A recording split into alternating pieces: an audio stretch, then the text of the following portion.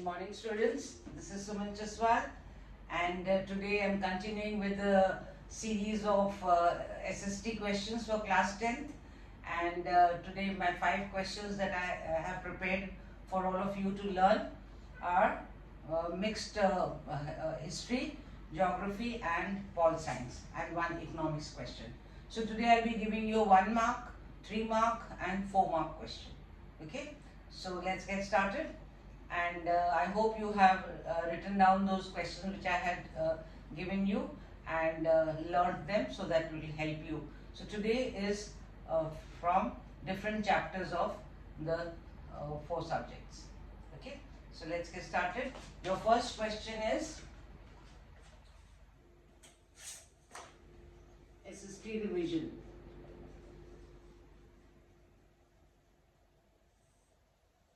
Number 1 is, which movement demanded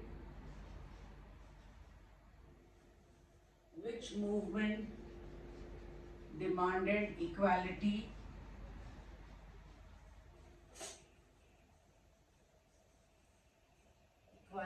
for women? Okay, so this is a 1 mark question. Which movement demanded equality for women? Which is that movement? Yes, it is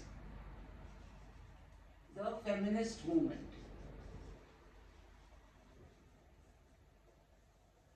Now, something about the feminist movement is that it was a movement in which there was the status of the women had to be upgraded. And basically, why? Because they were exploited, they were not given their rights. So, they also demanded that they should be given equality. So, this is the so that both male and female should be equal. So this was the feminist movement. 1 mark question. Your second question is, this is a very important question. Why are decisions delayed in a democracy? Why are decisions delayed in a democracy? Again, this is a 1 mark question. Why are they delayed? Any decision taken? Why does it take time? Because in democracy there are so many people have to be consulted and put together. It's not one person's decision. Okay, so it has to go through different levels, different people, the representatives, because it is democracy. One person cannot decide, cannot take a unilateral decision. Okay, so that is why. So then, when many people sit together to decide, there will be a lot of discussions, there will be debates, deliberations. So decisions take a longer time. But the decisions are very good and very fair, just decisions. Okay. So the question is, why are decisions delayed in a democracy? So your answer will be, start from here. Decisions are delayed because of 3 things. I told you, always try to write out, though it's a 1 mark question, but still for learning it will be very helpful. Because of debates, second discussions, and third is deliberations. It could have been written in 1 line also. Okay? The decisions are delayed because of debates, discussions and deliberations. But for learning, if you write down in 1, 2, 3, though it's a 1 mark question, so you will learn. Exam you may not write in 1, 2, 3. You can write it together in a line, that decisions are delayed because of debates, discussions and deliberations. Okay, so it is 1 mark. But for learning, if you write in 3 points, you will be able to remember it easily. Question number 3 is, explain the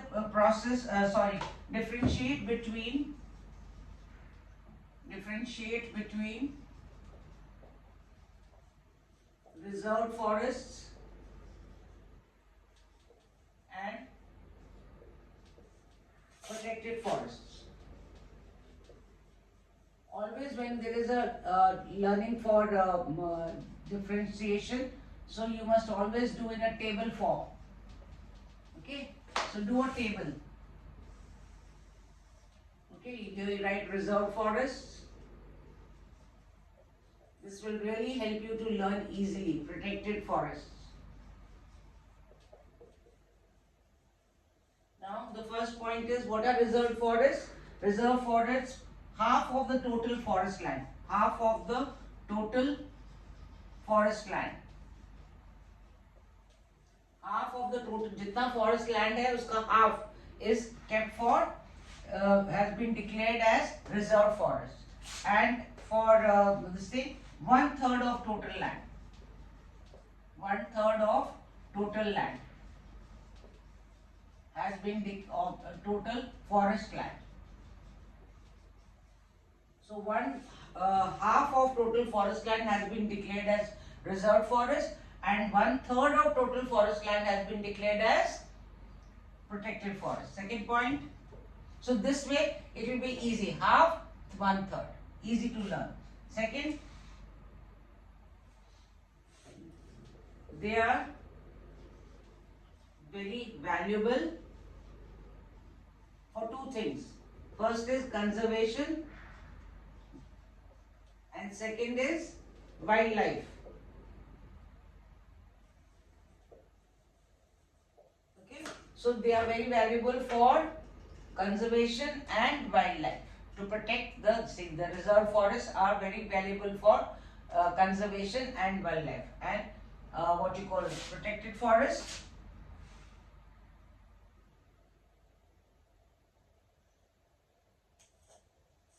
they are protected from further depletion.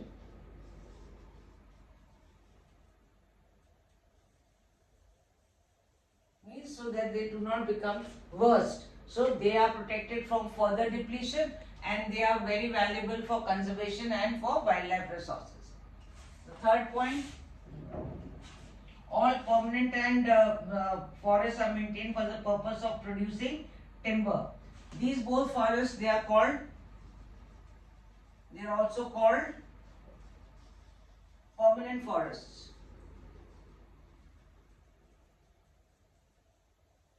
They are also called permanent forests.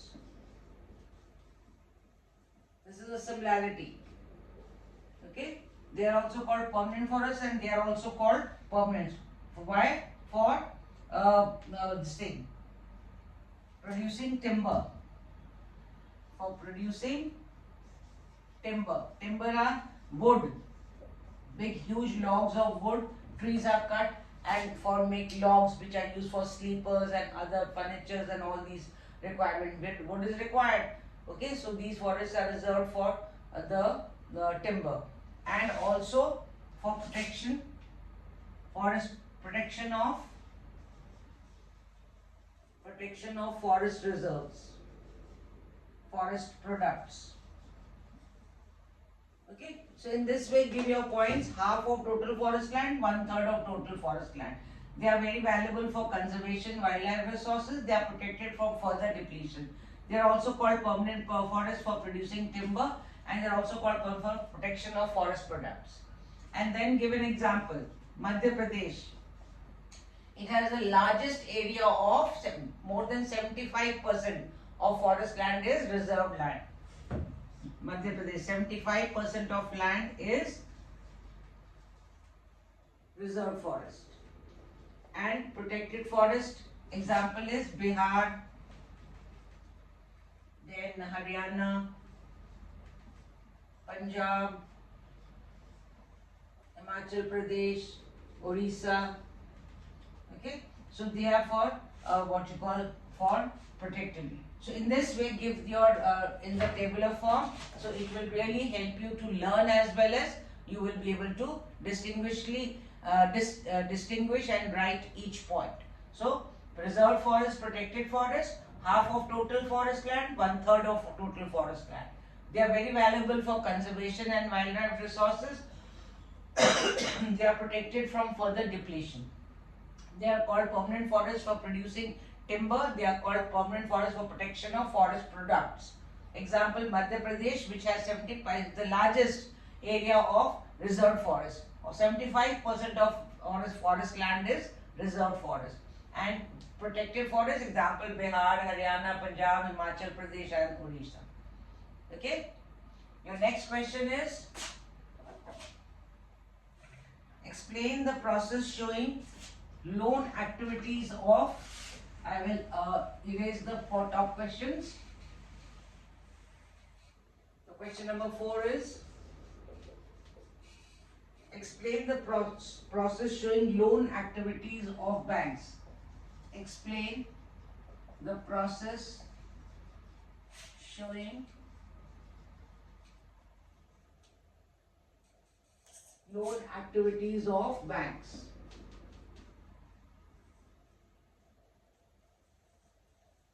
Again, this is a 4-mark question, and this was also a 3-mark question. This was a 3-mark question for as well.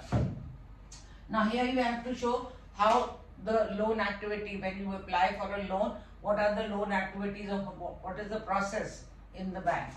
Okay, so answer is loan activities of banks.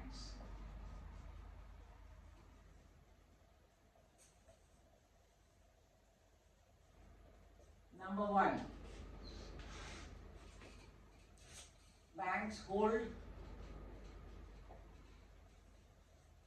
15% of their deposits as cash. Whatever money they get, 15% of that they hold, is always there in the bank. 15% of deposits as cash is always maintained in the bank. Next, number 2 is, they use the major portion of the deposits to extend loans for economic activities. They use the major portion of the deposits to extend loans. To whom? To people for economic activities. People, business, groups, etc. for economic activities. Then next point is, they mediate between the depositor. They mediate between the depositor and the borrower.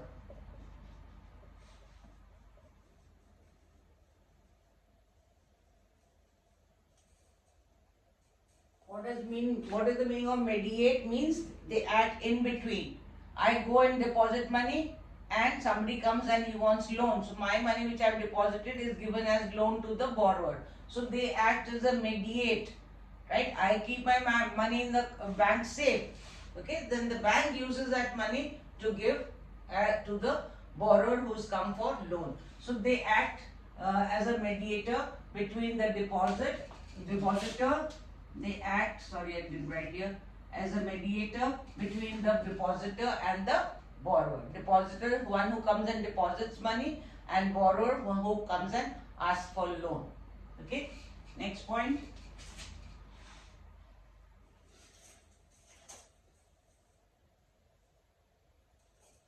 The difference, what is charged. Now when they give a loan to anybody who comes for a loan, they charge an interest. Okay, so the difference, what is charged from borrowers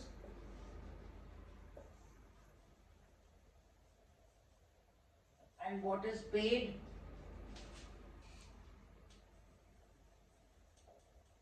to the depositor is their main source of income. Now whatever money I go and deposit in the bank, what does the bank give me? It gives me an interest rate. Suppose I have deposited 100 rupees and after some time I will get about 120 or 150 rupees. That is the interest I can get on it, right? And the borrower who has taken a loan, he has to pay, he has taken 100 rupees, he has to pay back 170 rupees. So the difference 70 and 50, difference 20, so that is the income of the bank. So whatever loan, the difference what is charged from borrower and what is paid to the depositor is the main source of income of the bank. That is the income of the bank. Okay, the borrower comes and takes a loan, he has to pay an interest. The depositor deposits his money, he is given a what you call interest. So the difference between the two is the income of the bank. So these are the points which tell us about the process of loan activities of bank. Again I repeat, banks hold 15% of their deposits as cash. They use the major portion of the deposits to extend loan for economic activities. Third, they act as mediator between the depositor and the borrower. Number 4, the difference what is charged from borrower and what is given to the, what is paid to the depositor, interest is their main source of income. So you write 4 points and you get your 4 marks. Is it clear? Now next question is, the next one, this forest, while I am erasing it off, I hope you have noted it down. And our last question is, what are the challenges, question number 5, what are the challenges faced by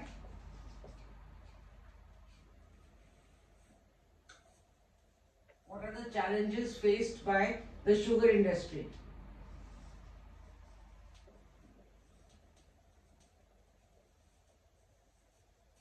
Now again this question is 4 marks.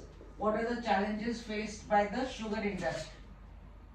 Okay. So number challenges faced are always like I told you, please put a heading when you start your question. Challenges faced by sugar industry, put a heading like this. Okay, and underline it and then start writing your points. Number 1.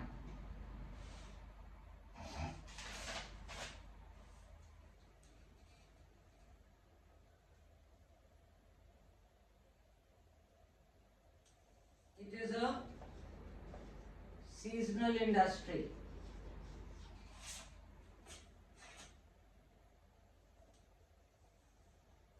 It is seasonal in nature. Make it simpler. Number 2, it is a perishable item. Perishable means it rots easily. Perishable item. And transport delay. If there is a delay in the transport, the truck coming to the factory, what will happen? It will rot. It is a perishable item, transport delay causes it to spoil, it or to rot. Okay, it spoils the sugar cane. Then the method of production means the machinery and the technology used is very old and inefficient.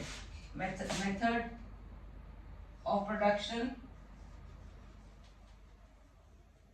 are old. Sugar we are one of the second largest sugar industry in the world, but still our technology is very poor, very old.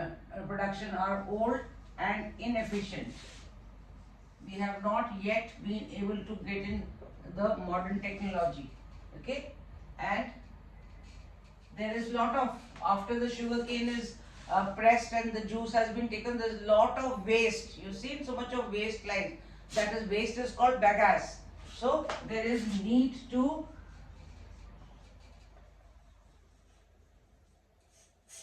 maximize the use of bagasse. Bagasse is the waste.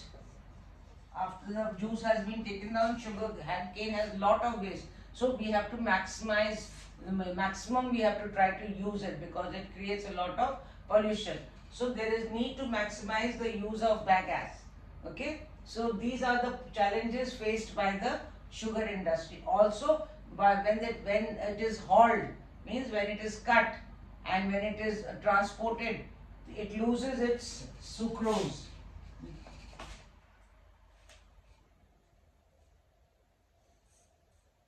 In haulage means to pull it and carry it. It reduces its sucrose because it's bulky. Sucrose is the sugar sweetening level. Okay, so it will be less sweet. So all these are the challenges. When I say challenges means, the question means problems. What are the problems faced by the sugar industry? Okay, so students, I have given you 5 questions today, very important questions. which is the movement of women which is asking for equal rights. The second question was, why are decisions delayed in democracy? The third question was, differentiate between reserved and protected forests. Fourth question was, explain the process showing the loan activities of banks. And last was, what are the challenges faced by sugar industry in India? So today I have given you some 4-mark questions also. The challenges and the loan of banks also. That was a economic question and this was a geography question. And reserve forest again was a geography question. Then Paul sign questions I gave you 1 mark. Why are decisions delayed in democracy? And which movement demanded equality for women? I gave you from history 1 mark. So I've given you 5 questions today, 1, 1, 3 and 4, 4 each. And this is the way you need to write it down and so that you are able to learn. Okay. So this will really help you. So you can note it down. I wrote down the full answers also for you so that you can note it down, scanning it away so it comes in my video and you can later on write them down. It is very important to note them down and then it will be easy for you to learn. So like I told you, for SST, do not just keep learning chapter to chapter. Now the time has come to do a mixed of all 4 subjects. You have to club them together and do questions so that you are doing history, geography, pol science as well as economics together. Otherwise what will happen? You will be doing only one and the rest, or you will be doing touching 2 and the rest will be left.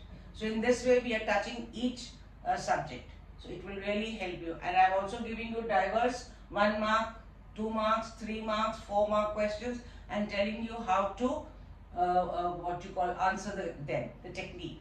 And this will really benefit you if you follow my instructions. Okay students, so today was an SST class to help all those students of class 10 who are appearing for the board. There is a very short time left now. It's already October, mid-October, and not even mid, it's 20th, 21st today. And you need to really hurry up and start doing your questions. Follow me and we will finish by the end of December, all the complete syllabus. Okay students, so thank you and don't forget to subscribe, like and share. I have found a lot of students viewing my channel and I think they are really interested and it is helping them, and I also want that it should help so many students pan India. God bless all of you and thank you so much once again.